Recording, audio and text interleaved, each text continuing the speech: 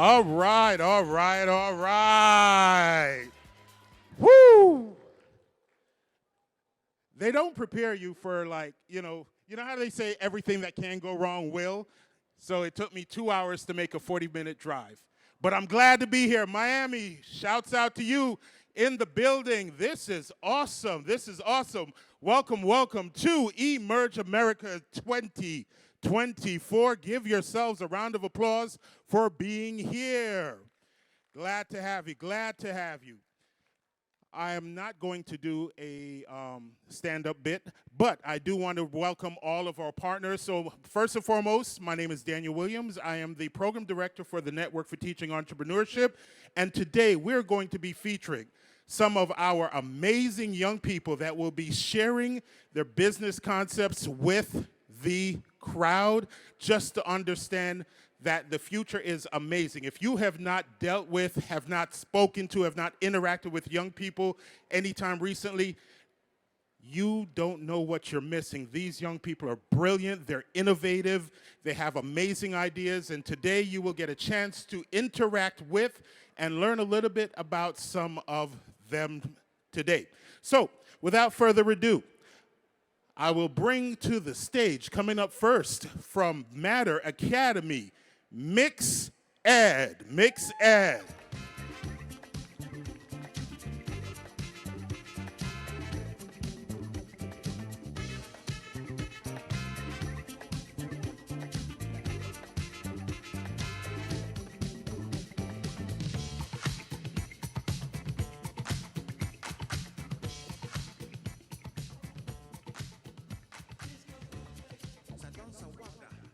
Hello, everyone. My name is Joshua Lemberg. And I'm Evan Gerstein. And we are Mixed Ed. Ladies and gentlemen, we are stuck in time. Education has barely evolved in the last 80 years. According to the National Center of Education, it is believed that 76% of students are just not remembering what they have been taught. That's it. Imagine instead of just reading in a boring science textbook, it comes to life in front of you, and you can view the atoms above your desk and interact and engage with them. Mixed Ed can make that happen. Mixed Ed makes learning more fun, engaging, and interactive for students, and even allows teachers and educators to be a part of the curriculum and make lessons for the students' needs and learning styles. Mixed Ed will transform learning because it is interactive, multisensorial, and real. The AR offers immersive environments for the students to learn and engage in the lessons. It also creates immersive environments that engages all of the students' senses, allowing them to really retain what they learn. And since the AR is based on the real world, it bridges the gap between theoretical and real-world knowledge, allowing students to take what they learn outside the classroom. Mixed Ed will allow schools to pick their experience. There will be two different experiences, the mobile experience and the headset experience. Under the mobile experience, there will be 3 subscription plans. 1, the core plan, 2, the premium plan, and 3, the enterprise plan. The enterprise plan will allow students to have unlimited access, will allow unlimited amount of students per school. If you would like to access this content on VR or AR headsets, you'll need to pay 20% more. These will both be fed through a content creation platform run by educators and Mixed Ed's devs. The market size projection is huge. By 2027, the global educational technology market will be worth $285 billion. Mixed Ed could be one of those innovative ideas that could go along with the market. Augmented reality is becoming more and more popular in schools and is increasing by 17% every year, showing us that more and more students want to learn in fun and interactive ways. Our target audience focuses on students from elementary to high, but could also work with colleges, companies, and other training programs. In our B2B marketing plan, we will exhibit educational and technology trade shows such as ISTE, ASCD, South by Southwest Education, and of course, Emerge. We will also be doing targeted marketing on websites, blogs, and social media such as EdSearch, Education Week, LinkedIn, and Instagram. We will also be doing one-to-one selling and referral plans to local schools to pilot our program and give referral incentives. As traction grows, we will enter our B2C plan via App Store distribution, influential marketing, and word of mouth. There are three main differences that make Mixed Ed different from the competitors. One, we focus solely on education. While other companies try to be many things, we focus on student engagement and education. Two, our flexible pricing options and even allow teachers and educators to make money from us. And three, we're completely hardware agnostic, meaning we can just focus on making our app great. Mixed Ed aims to get a revenue target of $50 million by year 5. Mixed Ed also wants to attain 1 million paid subscriptions to focus on user acquisition. Some expenses include market budgeting, iCloud storage, developers, and other variable costs. 40% of the revenue is allocated towards making Mixed Ed's AR learning tools better. 30% is allocated towards marketing investments to drive our growth strategy on a focus on user acquisition. 20% of the revenue is allocated towards Mixed Ed's content fueled by the education community with our revenue share model. I'm Evan, and I'm qualified because I've completed the Nifty course at Mater Berkel, I'm proficient in Python, and have taken courses in subjects such as VR game design with Unity, C#, Blender, and more. I have also been inducted into NJHS and accepted into MDCC. I'm Josh, and I'm qualified because I completed the Nifty course at Mater Berkel Academy, placed top percentile in my AccuPlacer college exam, and was a summer intern at LenX, an AI company. With Mixed Ed, there will be measurable changes in student retention, engagement, and more. Remember, we're Mixed Ed. Together, we're empowering the future of learning. Thank you. Okay,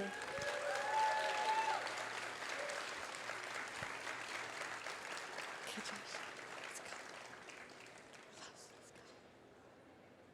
Awesome job. Give it up again for Mixed Ed.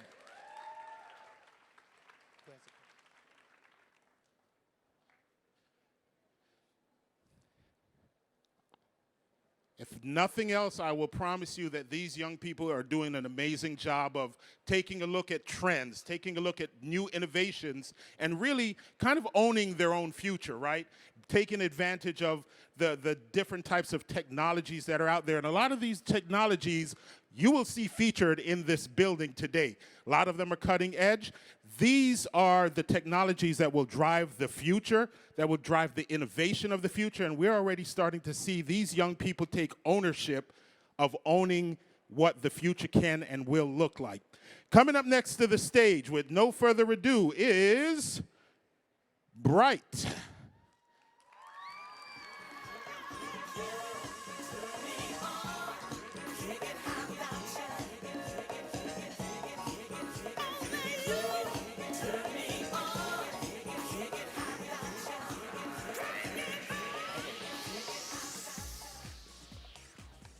Okay, so hello everyone. My name is Juan Varela, and I'm here with Felipe Escobar. and we're here to present Bright. Okay. Did you know, everybody, that worldwide 1 in 4 people will suffer from mental health issues at least at one time in their lives? For that one single person who's only seen darkness, it is almost impossible to see how bright life can actually be. And that's why we co-founded Bright, a groundbreaking business that utilizes artificial intelligence to revolutionize mental wellness for young people.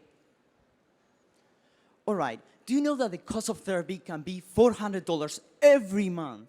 Not only that, but there's also a great stigma about mental health because only 1 in 5 of people feel comfortable talking about their own mental health. And over 50% of people worldwide will suffer from mental health issues. So imagine being a student who has depression and anxiety. Imagine not having anyone to talk to and feeling isolated. Their academic life crumbling, this is the reality of many students worldwide.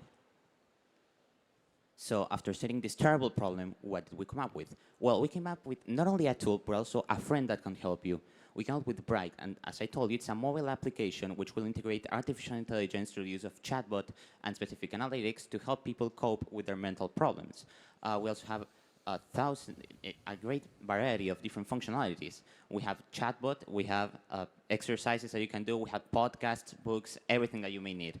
We have a customizable product, since it will be tailored to the user's specific needs. It will be accessible, since it will be available 24/7 in the comfort of your phone. It will also be data-driven, since it will be work specifically for every user based on their interactions. All right, so what's the underlying magic of this wellness AI-based mobile app? First of all, we have an AI-driven chatbot. This means that the user will have human-like interactions with an AI therapist. So the users can talk with this chatbot over and over again and talk about their problems and feel better. Not only that, but we also have a user-friendly UI, user interface, meaning that it has a round design color approach that is approachable and friendly to everyone who uses it.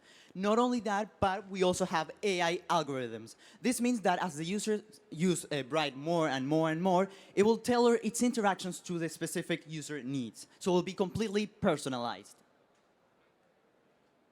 Okay, so what is our target market? Well, we intend to promote our application towards people between the ages of 15 and 25. I remind you that this is going to be a subscription-based service. Now, you may think that the lower part of our target market segment doesn't have a credit card to pay for this type of subscription business. That's where our next strategy comes in. We plan on partnering with different schools and school districts all across the nation. We will approach counselors and teams from different schools to promote our business as a tool for the classrooms, along with specialized school packs to make it cheaper for every county. So we have 30,000 potential partnerships with schools and more than 41 million potential customers. All right, so what's our marketing plan? So first of all, since we are talking about students, we're going to target to social media platforms such as Instagram and TikTok. So we'll try to make specific ads, but also talk with many influencers about mental health who can promote Bright. Not only that, but as Felipe said, we are going to partner up with school districts since not everyone has a credit card, specifically students. So we'll try to partner up with school districts so we can promote Bright on their schools. And also, we'll try to partner up with institutions such as the University of Miami who can offer Bright in their universities to everyone. Okay, so what's the competitive landscape of this market? First, we're going to discuss three main competitors, which are Talkspace, Calm, and Happify. Talkspace is a sort of scheduling tool to schedule sessions with actual therapists, while Calm and Happify, they offer products similar to ours, but at a much lower quality. We have three principal advantages over them. The first is the early use of AI in the mental health landscape. This is something that has not been tried before, so we have that innovation factor. We also have a wider range of pricing, ranging from about $8 up to $16. All right, so some of our qualifications. So first of all, I'm an app developer, so I have years of experience with app development, and we even designed and made Bright ourselves. So we also, me and Felipe were NFTE Nationals, top 16, and we went to New York. We also started the computer science club in our school, and I'm president of the engineering club. Also, we conducted a lot of research in large language models, so we know quite a lot about AI. And I have some projects under my belt. For example, I made a quick lunch and EduMinder for my school, so I published apps in the App Store. On my side, I'm also a developer with the Flutter framework as well as Swift. I was also NFTE top 16 of the National Entrepreneurship Challenge. I'm also the computer science club co-founder at my school, as well as the head of programming of the engineering club. I conducted research in planetary science, and I'm also the maker of Audiosphere and EduMinder, two applications that are on the App Store right now. All right, so what you can see behind me is a cost structure of the cost. So we made quite a lot of research into how much AI-based mobile app could cost. So what we've seen is that we're going to spend $400 around in equipment. Also, we're going to pay people to design the UI design, and also the cost of labor, for example, training the AI model. So that in total is going to cost around $1,700. Also, we have some variable material expenses. For example, we're going to spend around 0.30 cents per user every month around for the server cost materials, and also third-party APIs around 50 cents. Also, we have some fixed expenses, so every month we're going to spend $400 around that in software licenses, advertising, and also fees. So our monthly break-even units will be around 29 monthly subscriptions. So what is next for our business? First, we're going to partner up with different organizations, but both educative and involved in the mental health landscape. We have potential partners with the University of Miami, and with the organization Mental Health America. As well, we're going to expand our subscription prices, since not everybody will be able to afford one single price. We're going to expand. We're going to range from $7.99 up to $15.99. And lastly, we're going to expand the application to more languages and more markets, like Spanish, French, and Portuguese. All these will allow Bright to grow, and also we'll try to implement more features such as community, because we wanted to create a community in Bright in which students can help each other, and also with the help of AI. So that's why the University of Miami and Mental Health America will provide data. Not only that, but also will guide us through the mental health landscape with their own experience. Well, as you can see, there's a problem, but there's also a solution. We came here with a proposal to everybody to start stepping up for themselves, caring about their mental health, and helping everybody. Allow us to make the future be bright. Thank you.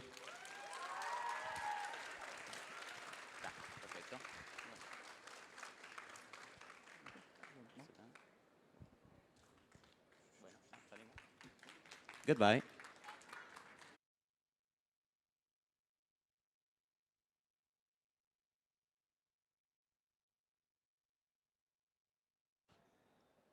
Wow.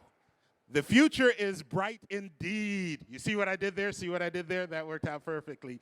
So, some of you were not here when we first kind of kicked off, and you're probably wondering, what are all of these young people doing on the stage, speaking this language of industry and this language of innovation and technology? Well, I represent an organization. It is a nonprofit organization that introduces young people to the concept of business, technology, and ultimately innovation and entrepreneurship. NFTE is the Network for Teaching Entrepreneurship.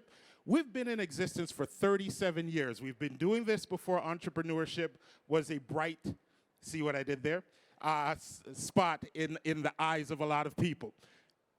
And the work that we do has been impactful to a level that is hard to quantify, but is easy to qualify. We know the stories. We know how important it is. We know the challenges, right? We understand what the challenges are with the workforce. We understand what the challenges are with developing the next generation of leaders. And so we've taken the position that in order to fully develop the next generation of leaders, we need to help them to develop what we call the entrepreneurial mindset. Traits such as creativity, innovation, critical thinking, problem solving, the ability to articulate and communicate, the ability to collaborate, right? The ability to see the future and have that future orientation, the ability to see a problem and realize the opportunity and recognize the opportunity in those problems.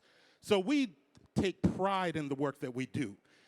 Something else that we do, and this is important because the next group that will come up comes through our Innovate program, which is this amazing opportunity that we have to engage some of the finest private schools here in South Florida that actually then do a competition amongst themselves, and the winners also have an opportunity to come and join us here at Emerge to speak to their innovative concept as well. Innovate has been an amazing opportunity, spearheaded by, he should be here, yes, Mr. Richard Jackson in the back, who's been an amazing supporter of the work that we do over the years. And it is with his guidance and support that we've been able to continually impact so many lives. And so to those ends, the next group that will be coming up will be Tempest Redux, and they will be representing Belen. Tempest Redux.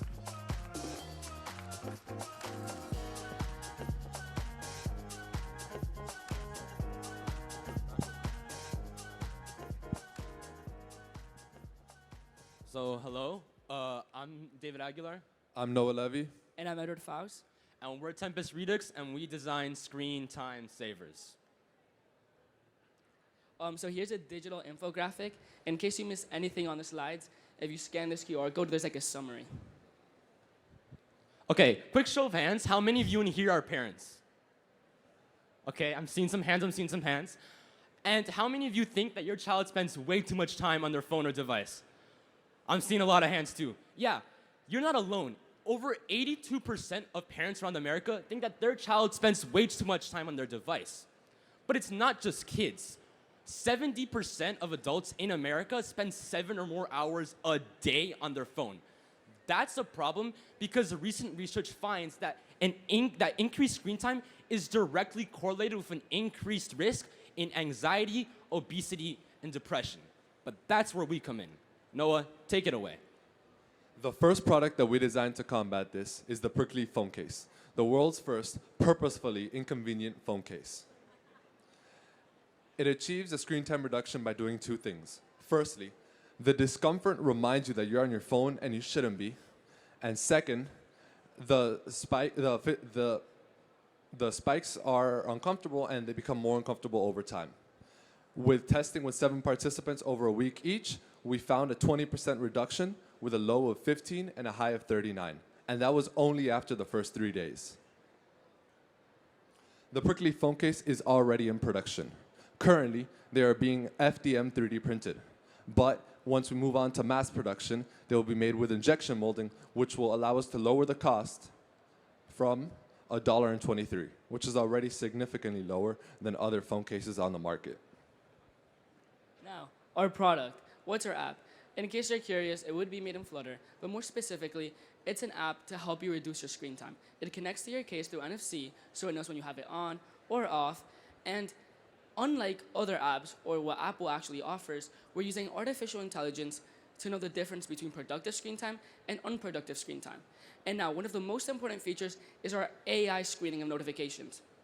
This product isn't only for children. It's also for businessmen who want to reduce their screen time.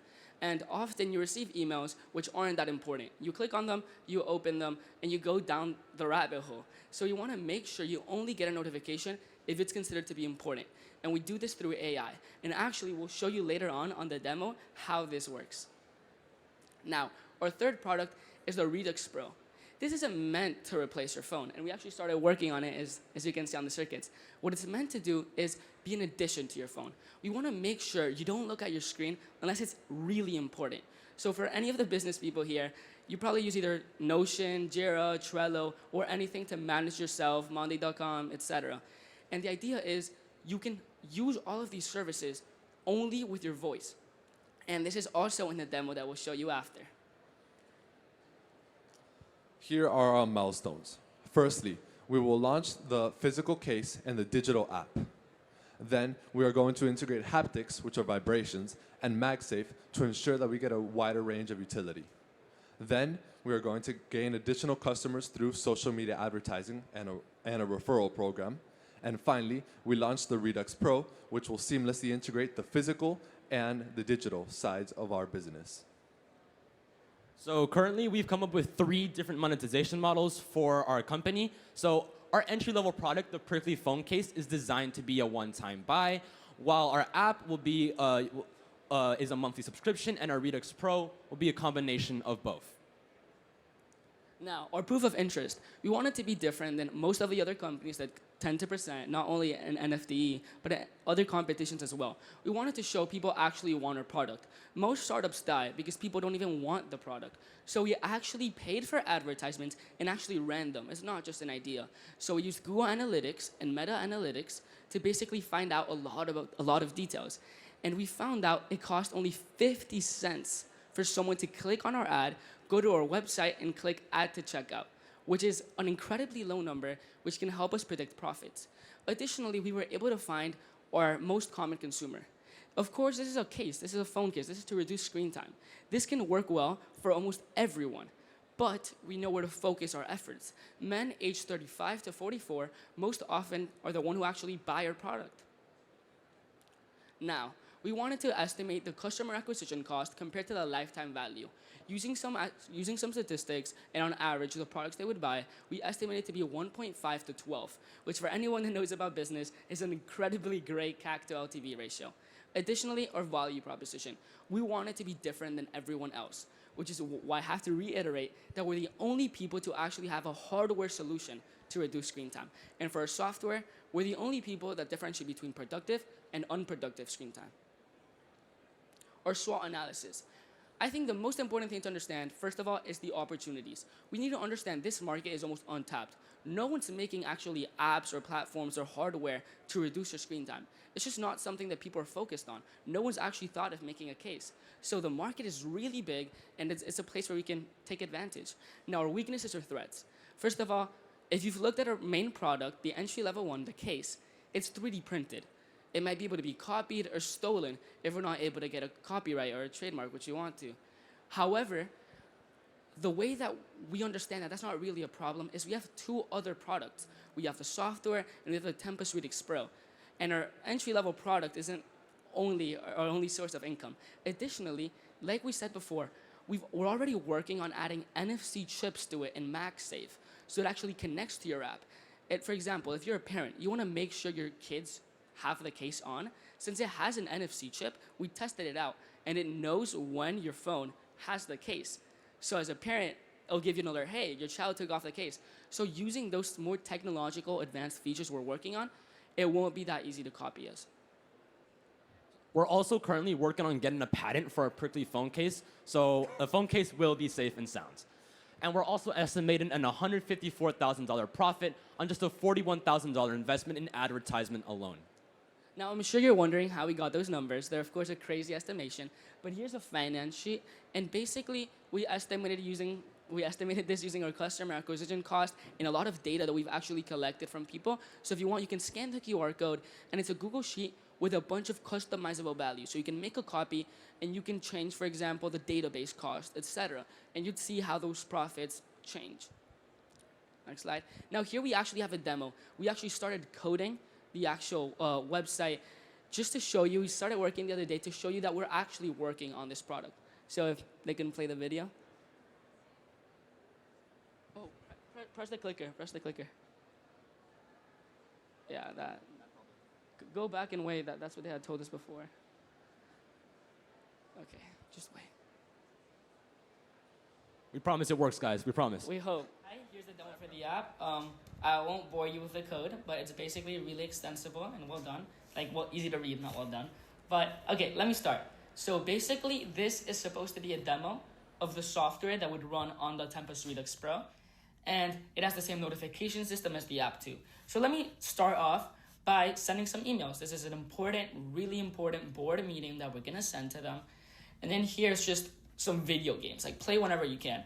And what we're gonna see is that the only email that's actually gonna show up, and we have privacy off right now, which is why it's just gonna speak it out loud without us letting it speak. And it's only gonna display the one that's actually important using our artificial intelligence. So let's just wait a second here in the code. I've got an email from Edouard Faust that said, please make sure to attend today's meeting with the board. Sorry, it's Darth Vader, but that's the only voice I had trained. But yeah, so here you can see that it works. The other email isn't gonna show up. Now, I can also talk to it, make it write emails, etc. Write an email to edu@faus.com saying hello. Write the subject and everything yourself. And now it's gonna write it. But meanwhile, let me show you something more important, and that's the fact that I can use Notion. I chose Notion because it's personally the app that I use. I have successfully sent the email for you.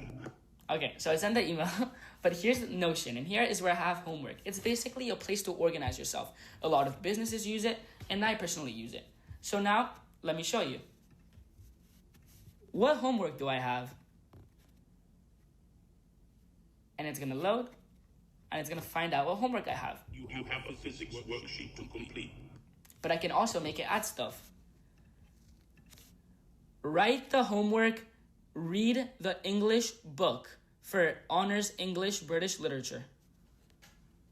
And it's gonna load, and now we're gonna see that in a couple of seconds, it's gonna say, hello, I wrote it. I don't know, just wait for it to load. And yeah, it should be loaded. I have added read the English book to your homework list for honors English British literature. Okay, so it added it. And yeah, it's there. So I just wanted to show off that. Okay, so now for our other part of the demo, here we have MagSafe, so it sticks magnetically to your phone. And here we have an NFC chip so it can communicate with your phone. So basically, here's a small test, but we're starting to work on it. And imagine I put it here. And now screen time settings reduced. Okay, so I showed that off. So it communicated to my phone when I connected the case. So it can know that, it can send information, etc. It's how we plan to start building and connecting our hardware to our software. And now also we started working on spikes that you can add to other cases using MagSafe, which also have the NFC. So as you can see, if you put it here and it sticks magnetically, it can also do it through other cases that support MagSafe. So yeah, that's our other part of the demo. Thank you. Sorry for taking your time. Well, thank you all for watching. Thank you.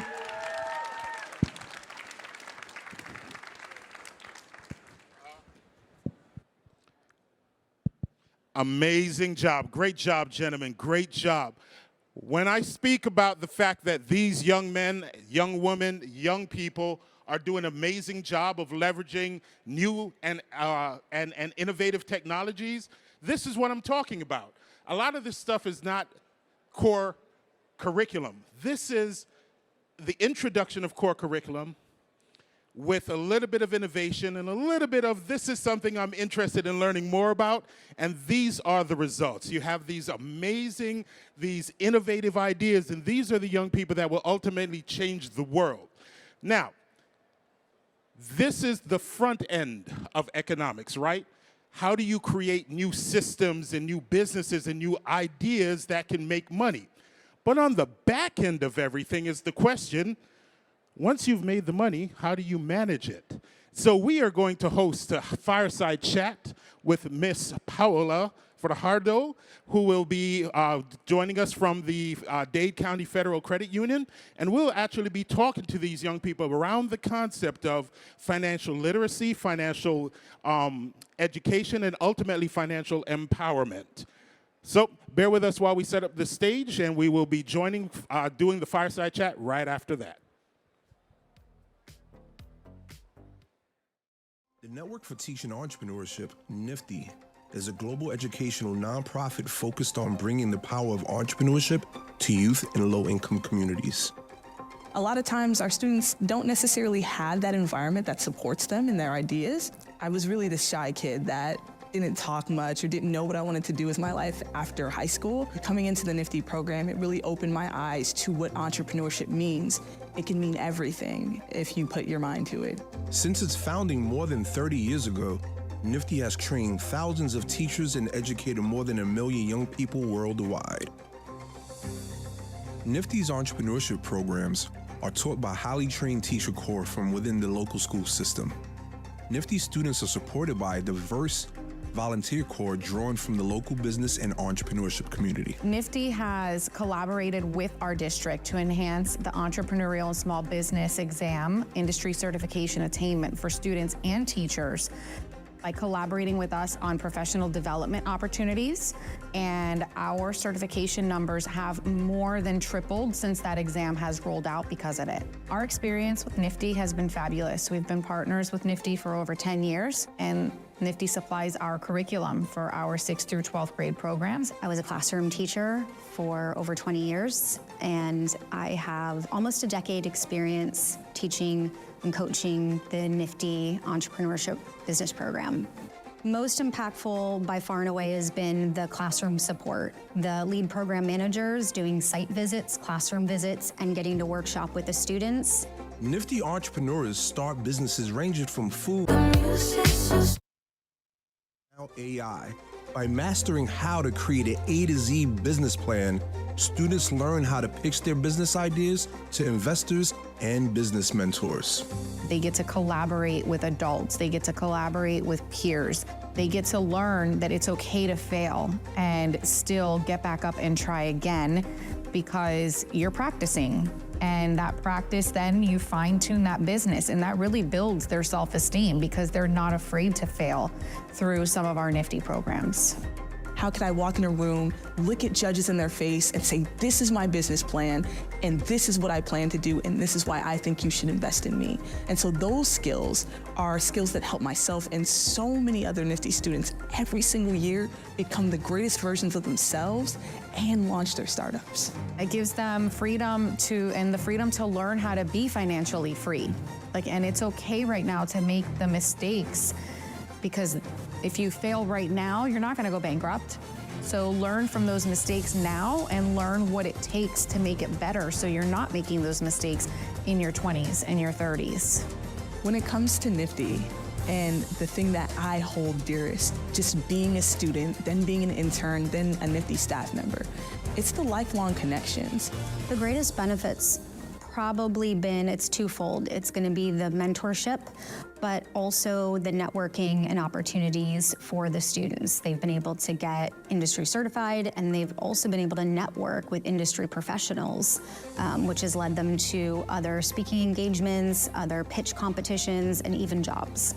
Self-esteem is really big for all of our students, especially now with social emotional learning and all of the tribulations and trials that they have faced over the years. The people around me have witnessed me blossom into whoever I am today, just more expressive, more free, more confident, and the fact that I can fuel my own future and help others fuel the future of their own. I feel like I'm growing every single day within this organization. Support our students, help us to create the future of entrepreneurs, of innovators, of critical thinkers, of collaborators, of everything that you're looking for within your industries. We cannot do it without you. We're putting our heads together to really figure out how we're going to influence the next generation of entrepreneurs and innovators in this world. That's a game changer. And to be a part of a mission that stands for something like that, it's like, who wouldn't want to do this?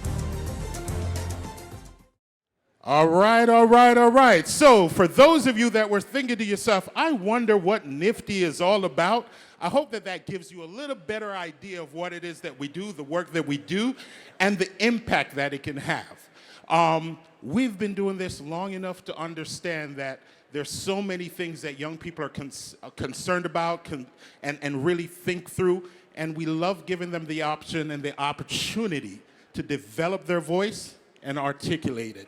That being said, hello, how are you doing? Hi, I'm great. How are you? Doing excellent. Thank you for joining us today. Thank you for having me. I appreciate it. Absolutely. Now, you are Miss Paola, and I think I introduced you a little bit earlier. Yes. You're with the Dade County Federal Credit Union. Correct. And what is your role? So I am Vice President of Marketing at Dade County Federal Credit Union. And one of the passions that we have at the credit union is that we teach the youth financial literacy. So these amazing entrepreneurs that are up here have presented these fabulous plans, but can you handle the financial part of it? So we're gonna start up a fire chat. Are you guys ready? Yeah. You guys nervous? Yeah. Good, me too. We're in this together. So we're gonna ask them a few questions about finances and when it comes to managing their finances with their businesses. Okay, you guys ready? Who wants to go first? No? All right, so let's get started. So, first question. Who's gonna go first? Raise your hand. All right, here we go. You're brave, I like that. What does financial literacy mean to you, and why do you think it's important for young entrepreneurs? For me, financial literacy is just something really important, especially when we were working on this business. We kept thinking in mind the financial aspect of it, and it's something that in education and traditional schooling is often forgot about. A lot of my friends don't know much about financial literacy, so a lot of these programs that help foster this are just really important. So it's important because it all matters where the money goes and how you're gonna, when it comes to your businesses, how you're gonna translate it to different areas, correct? So when you're managing your business, when you're thinking of your business, where would you like to see a portion of that money go and why? So yeah, well, we were thinking we were doing this company, and we still want to get better at financial literacy. But one of the most important topics, like you're saying, is budgeting. Where do we put our money, etc. So we need to understand that in our numbers that we generated, almost all of our money was going directly to advertisements, to marketing. but we also understand that we want some of our money to go to investment, to R&D, etc. Nice.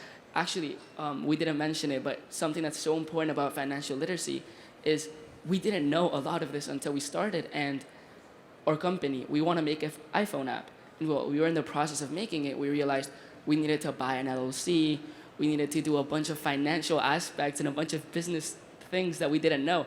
And there was a huge cost to maintaining the LLC, buying the Apple developer rights. So there's a really important financial aspect that we hadn't even thought of. I think that is very well put together. Can we give him a round of applause? I think there's a lot of adults out here that don't even understand that concept. That's amazing. So, my next question, I want to pick on you. What are some common misconceptions about managing money or starting a business that you think young people should be aware of? I think that they should be aware that it takes time for the business to get going and that it doesn't just automatically start up, and that it's okay to take risk because even if it doesn't turn out well, you're still in the beginning and you have plenty of time to make it up, or you can make a lot of money and start up your business faster. That's great. Thanks for sharing. Okay. Okay, so another question that I had was, let's see, what role do you believe financial education programs offered by Dade County Federal Credit Union play in empowering young people to make informed financial decisions and pursue their entrepreneurial and personal financial goals? You want to answer that for me? Yeah, of course. Okay. So, well, first of all, I think the credit unions play a really important role in teaching other entrepreneurs and young people how to manage debt, as we talk about, like financial literacy. So managing debt, also taking loans, and all of that, which is really important for credit unions to teach younger students. So, for example, high school students, as they go and they become adults, so they need to start learning things about how to take loans and how to even manage businesses. So I think they should do programs, for example, make apps for those students so they can start learning early on and learn really important lessons about financial literacy. Excellent. Thank you. Great response. Can we give him a hand? Come on. So when it comes to managing finances, exactly what you were saying. So credit unions can help you learn how to manage it, but you said a very integral thing. You said loans. So loans can be tricky for businesses, right? So for a business, it's always a risk to take a loan because you are doing it on faith that your business is doing great, you're going to borrow money, and you're going to pay it back with the knowledge of hoping that your business is going to continue to succeed. So that was an excellent point that you brought up. Thank you for sharing. So let's go. Who else is next? You want to go? You do? All right. So let's see. What advice would you give your peers? Oh, sorry about that. What advice would you give your peers who are interested in pursuing their entrepreneurial goals and feel overwhelmed about the finances? Have you ever heard the phrase to start out young? Because if you ever heard someone say, if I started earlier, I would have done better. I would have got more growth in. So one of my advice is to start out earlier so that you have more time to grow and more time to make mistakes. Some advice could be to always prepare yourself for the future. Excellent. Thank you for sharing. So, yes, please, let's give him a round of applause. So one of the things that I think I hear you saying is that failure is okay. And starting young, you learn more and you continue to keep going, right? So raise your hands if you agree with me. Were there a few things during your business that you realize, oh man, that was a mistake. Let me learn from it. Let me make it better. So the biggest lesson, the biggest takeaway, failure is all about being an entrepreneur, right? Yes. But it's not necessarily the end point. It's the starting point because from there you learn. Awesome. Okay, who is next on this amazing fire chat? You guys are doing amazing. Who wants to go? Let's go. You go. All right. How can learning about budgeting, saving, and investing early on impact on young person's ability to pursue their entrepreneurial dreams? Like everyone else said, right, starting young is important. But also, you have to learn you have to learn from your mistakes, but you also have to learn that budgeting and those other things you mentioned, right? They can help you not only avoid some of those mistakes, but also grow more, right? So if you follow programs, or if your school, like I know my school, Belen Jesuit, they have a great like financial program. So if your school teaches you about that, you can avoid those mistakes and also learn the best way to start and improve your business. Amazing. Very good. That's true. And yes, please. And when it comes to budgeting, I'm gonna add on a little bit more. You're doing great. That was a phenomenal answer. But when it comes to budgeting, why savings is such an important concept when it comes to your business? Not just the personal, but the business side. Fallback, right? If some other company develops something that undercuts yours, you need to be able to have that money in case of that event. Excellent. Exactly. Fallback, or maybe something happens in the economy, maybe there's a couple shifts. You got to be able to survive that, right? So, good answer. Good answer. So, next, who wants to go? You haven't gone. All right. Are you ready? You're ready. I'm going to ask you, what is the difference between a credit union and a bank? Sure. Well, the key difference between both institutions is that banks are for profit. They are private entities that aim to maximize their profit. This translates into higher interest rates for their customers, unlike credit unions, which are a more, they're not so much profit-oriented as banks are. So whenever there's a profit on something, the benefits of it usually go to the customers, the people that the union serves. Amazing. That's a great answer. Thank you. Anybody else wants to add to that? Oh, you want to add? Yeah, add to that. What is the difference between a credit union and a bank? What is the difference between a credit union and a bank? So as I'm just gonna go off what he said. So banks are for-profit institutions, but credit unions are non-profit institutions. That means that they're more focused for the people and they're made by the people. When you're in a credit union, you're a member. You're not just a customer. You're more than just a customer. So I think that's a really important thing about credit unions, and one of the best things about credit unions, if anything. Exactly. Ooh, let's go. You want to add on? Oh, he wants to go? Okay, you go, and then he'll go. Go Credit ahead. unions are owned by their members, while banks are owned by shareholders. And credit unions usually offer lower rates, especially Dade County Federal Credit Union. That's right. Good job. What about you, hon? I just think it's really important to understand that since they're owned by the members, that means that they often have great programs to actually help and support the members. Their customer service is a lot better and tailored for you. So a lot of what they have it's basically a friendlier version of a bank that likes you back. Agreed. So what we like to say is that either you can be owned by your bank or you can own your bank. And that's the way we look at the credit union. The credit union, exactly what you all said. When you open a savings account, you are actually a shareholder, so you own it. And the credit union, now when we talk about your businesses and your accounts and things like that, the credit union, when you have your account, we're not going to be charging you nickel and diming you when it comes to your accounts, because when you're starting off, you need every single penny, right? So we're going to make sure that we put that back into your hands so that you can continue to grow your business. Amazing. Okay. So, last question. I think he's telling you to go. You are the last one, but you know what? You're going to do amazing. So, how can students leverage products and services offered by Dade County Federal Credit Union to navigate the financial aspects of their business more effectively? So I think a great example of a program that can help students is, well, the ones that you can see right here on the slides, Gen U. They have several workshops that just help students get off the ground in terms of businesses and financial literacy, which, as everybody else has said here, is super important if you want to run a business or you want to start a business. So I think that those are some of the programs that can actually help students become better business owners and better managers. So I know that some of you went through some of the courses of Dade County Federal, and yes, the Gen U program. So Gen U, as you all know, stands for Generation U. We're tailored to teach the youth about financial literacy and all that. So with those programs, how, in your specific business, what takeaway did you get from it? Like, as far as budgeting, savings, or even managing your money? What's the biggest takeaway?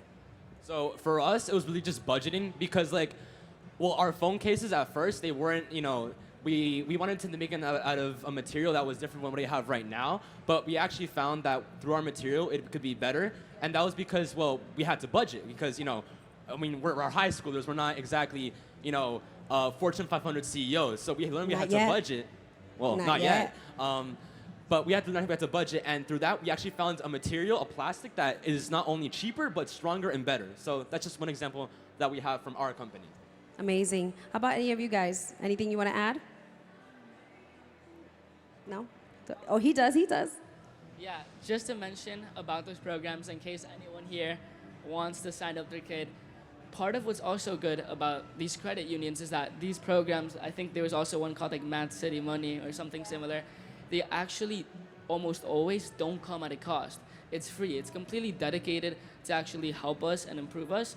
So it's just something that anyone who's on the verge, should I do it, should I not, just do it, learn about it. And especially in our case, it helps us understand saving, etc. So it's just something really important to know.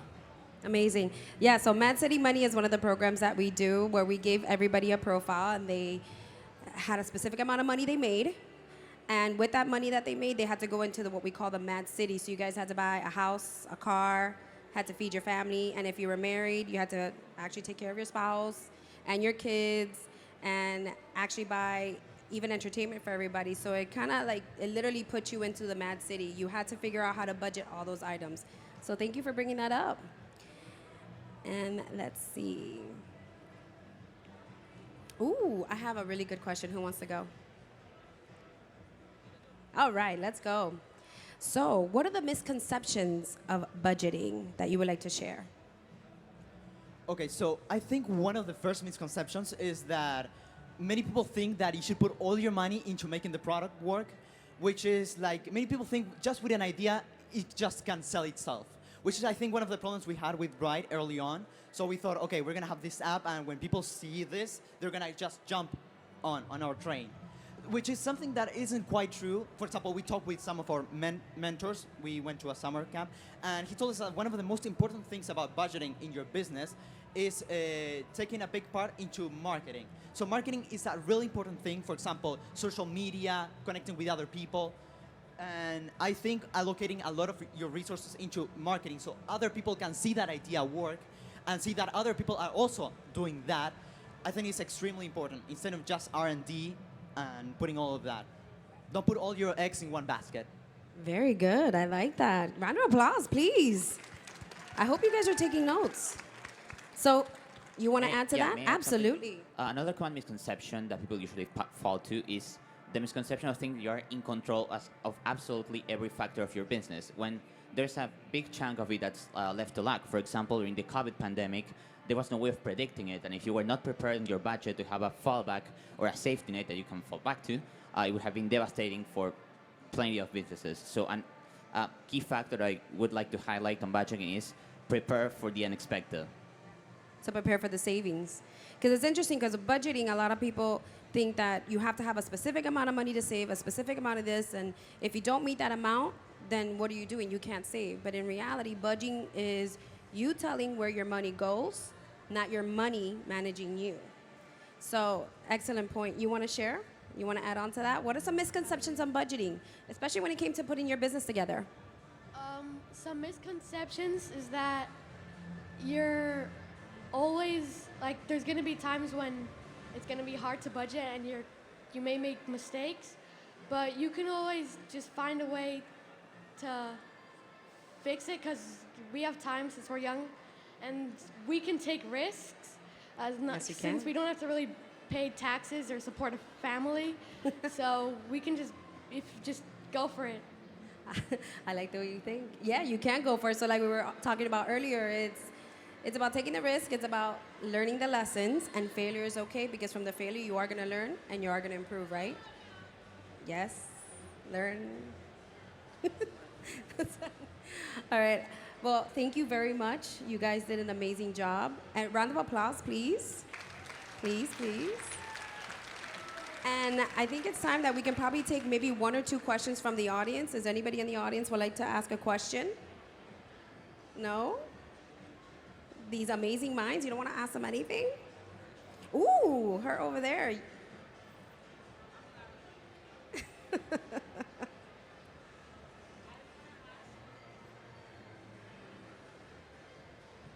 Impressive. I want to congratulate all of you and all your parents because I know the effort it takes. I want to know from all of you, or most of you, depending on time, what personal trait or skill do you think will make you successful? Who wants to take that?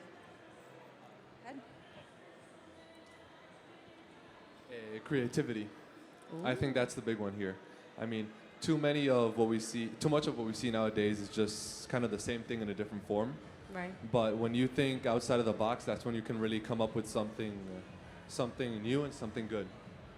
Amazing. Go ahead. Please add on. I think communication is very important because you can have the best idea, but if you can't communicate it, it may never take off, but even though it may have a lot of potential.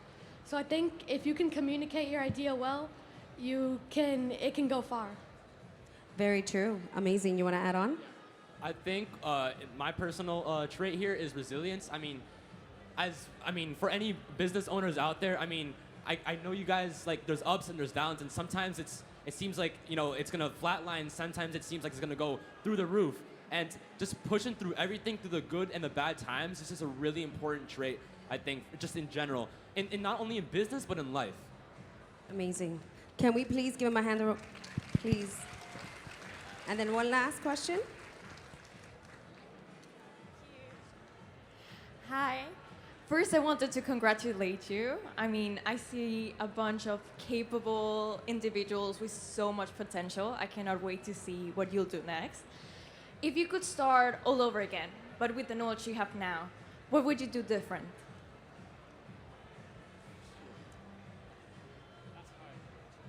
That's a hard question.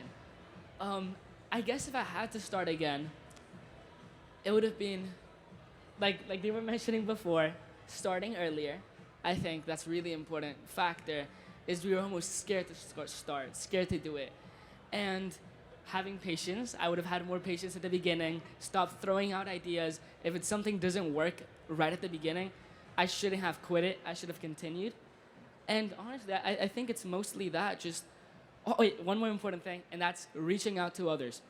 I didn't know that, for example, credit unions had programs like this. I didn't know my school had programs like this. And a lot of the horrible financial mistakes, I had to learn them myself. I had to go through it. And I think that sometimes you need to understand that people are willing to help you. Talk to your community, talk to adults, talk to your credit union, just talk to everyone. People are willing to help you. Great answer. Thank you. Go ahead. If I could redo it with all the knowledge I have now, one, I wouldn't do it in Google Slides, and two, I would like to plan it out before I do it, so then you can go into it and make it knowing what you want to do and knowing what you want to make, and it'll just go a lot smoother and easier. Great answer. Anybody, you want to add on? Go ahead.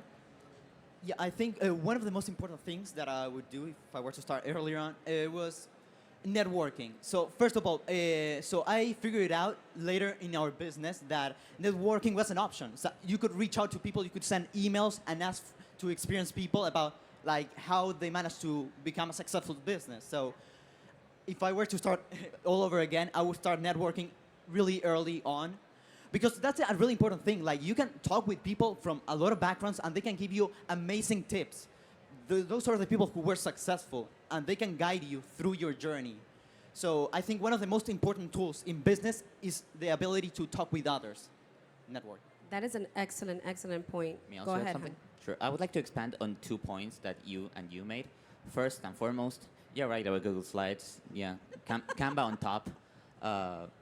And then what I would highlight, that this is something that I would do really different if I were to start again, is finding mentors. Something amazing that Nifty has given me the opportunity to have is to talk with a bunch of people that have helped me throughout my entrepreneurship path in incredible ways. We have amazing mentors that were deeply invested in our idea. They gave us their phone numbers. They were like, "Oh, you can reach me out this way. If I don't answer, please reach me out this other way." So yeah, entrepreneurship, there have been people who have done it before us. They have their experience. You should listen to them. You should talk to them. People are not unreachable. You can talk to them. Mentorships, networking. I think that's really a key component of entrepreneurship, something that I would have done very differently if I had the chance to start again. These are all amazing points and excellent points because from everybody I'm learning networking is everything, finding a mentor, resilience, which I think every single entrepreneur has just naturally, and I think all of you have that. And honestly, I've learned so much from all of you today. I congratulate you for honestly being on the stage because not anybody will get on stage and talk about their business.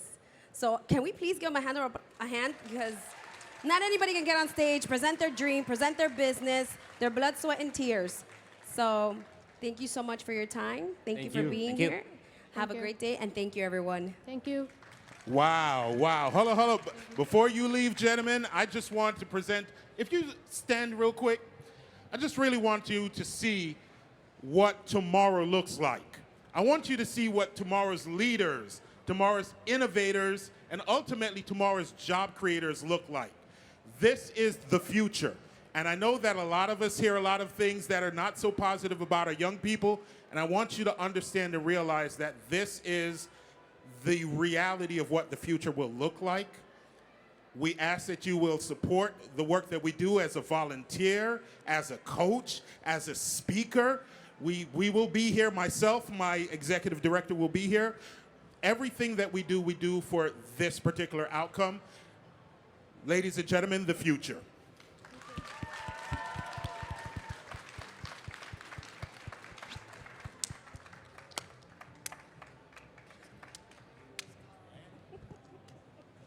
Thank you very much. Y'all enjoy the rest of Emerge. I know that this is the opening session, so thank you so very much for being here with us. Y'all have an amazing day. Have an amazing 2 days. Thank you so very much for being a part of this.